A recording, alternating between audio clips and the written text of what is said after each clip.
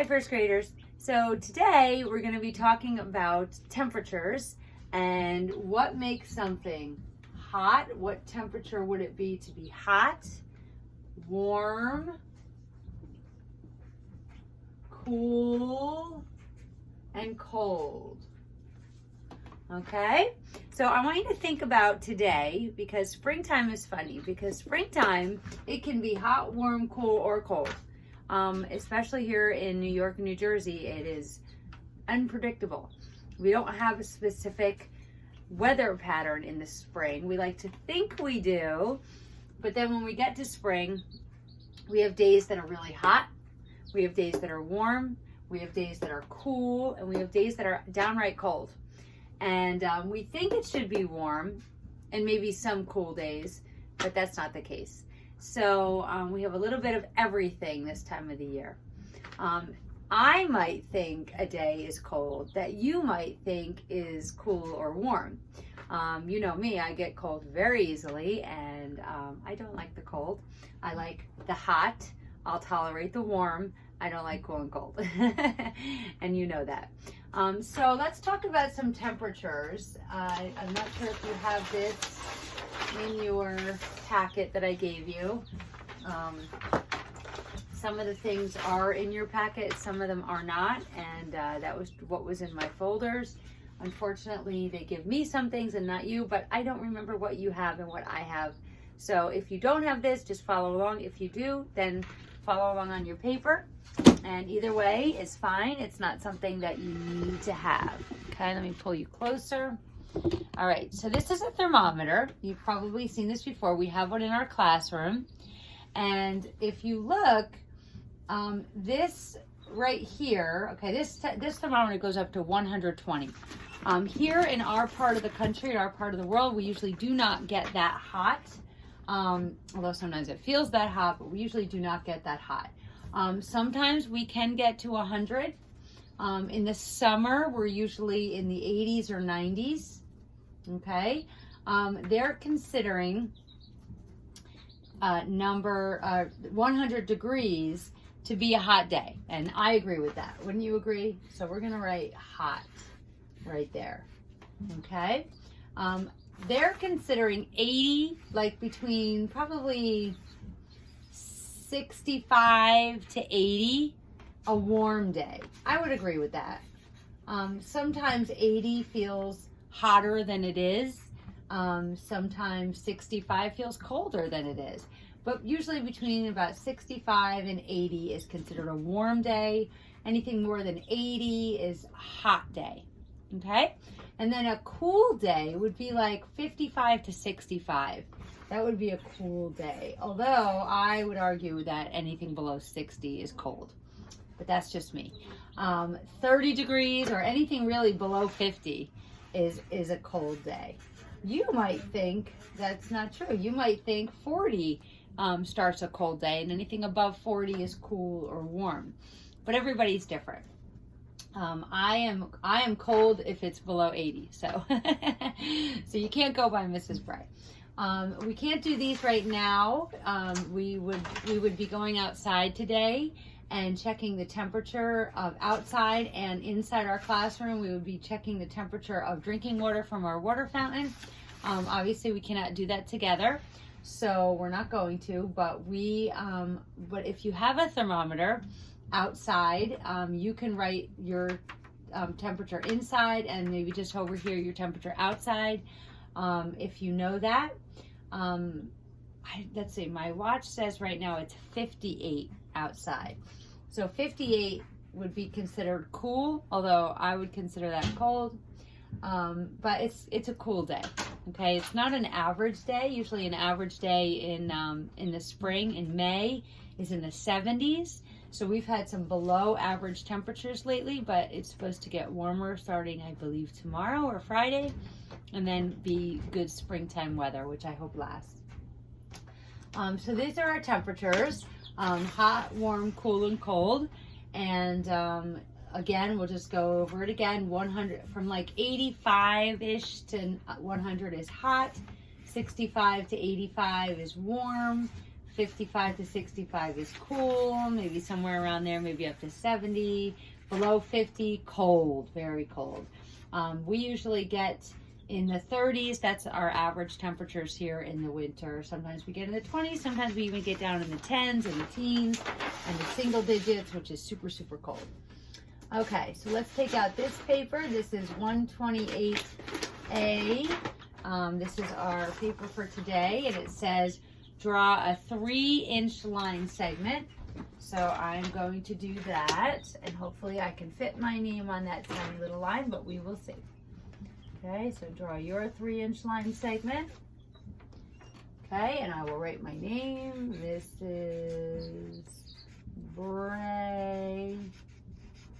The date is 5/21/20, I believe. Yes. And the day of the week is Thursday. Okay. It says, write the number 116 on the place value chart. Okay, so we know we have 100. It says it right in the number, 116. And then 16 has 110 and 6 ones. It says circle the digit that tells the number of 100. So we go to the hundreds place and circle that. And we're going to make 21 tally marks. 1, 2, 3, 4, 5, 6, 7, 8, 9, 10, 11, 12, 13, 14, 15, 16, 17, 18, 19, 20, 21 with one extra. Okay, then number 2 says, on Mrs. Barlow's lunch graph, 8 children put their tags in the lunch from home row. 6 children put their tags in the school lunch row. Draw the tags on the lunch graph. Okay, so we don't really know what to draw there. I wouldn't say we're going to draw those, but let's color. So lunch from home. Okay, 8 children put their tags in the lunch from home row. So let's just color them. 1, 2, 3, 4, 5, 6, 7, 8. Okay, that's not very dark. I'm going to switch to this one. Okay, that's better. Okay, so 8 kids brought in lunch from home. 6 kids are buying school lunch. So 1, 2, 3, 4, 5, 6.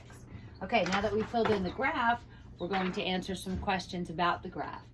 How many more children eat lunch from home than eat school lunch? So remember, how many more? We just look at the 2 or however many do not have a partner. These are partner, partner, partner, partner, partner, partner. This one doesn't and this one doesn't. So 2 more children bring lunch from home. How many tags are on the graph? So for this one, we start with the bigger number, which is 8, and then count on. 9, 10, 11, 12, 13, 14. Okay, so 14 tags are on our graph. Okay, now we're going to look over here. It says, how much money is this? These are quarters. Okay, remember the other day we learned about quarters? And to count quarters, we have a little sing-songy rhyme. We just go 25, 50. And then we stop there because there's only 2. If there were 4, we'd say 25, 50, 75, $1. But there's only 2. 25, 50, so that is 50 cents. Okay, and it says color the thermometer to show 30 degrees. So I'm going to move this up a little.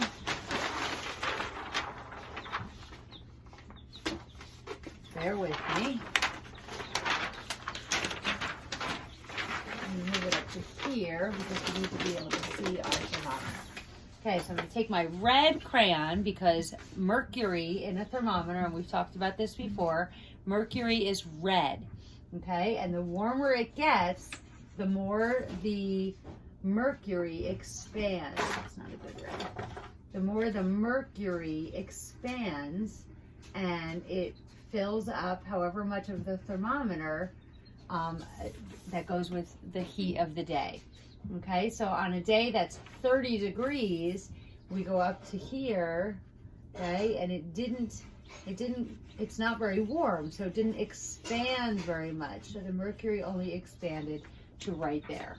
Okay, and that little spot right there is the temperature. So we would look at where red ends and see what number is next to it. Okay, then it says, Maureen wrote a 2-digit number on a piece of paper. She gave the children the following clues to help them guess her secret number. Maureen said, the digits I used are 4 and 6. Write the 2 possible numbers. So if the digits are 4 and 6, there's only 2 possibilities, 46 or 64. Those are the 2 choices. We don't know which one yet because we need more clues.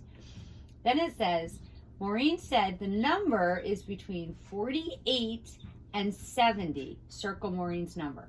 So it has to be more than 48 and less than 70. So is 46 more than 48? No. Is 64 more than 48? Yes. Is 64 less than 70? Yes. So 64 is Maureen's number. Okay, go ahead and find the answers to these. Pause, come back, and then we'll do it together. Okay, 38 minus 10. Think of our hundreds chart.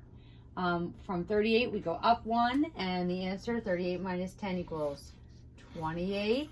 Okay, we don't change the ones, but the 10s go down by 1. 8 plus 1 plus 9. If we add 8 plus 1, we get 9. Then we have a doubles fact, and 9 plus 9 is 18. Okay, subtracting 2-digit numbers. We always start in the ones place. Very good. 2 minus 1 is 1. 6 minus 5 is 1. So 62 minus 51 is 11.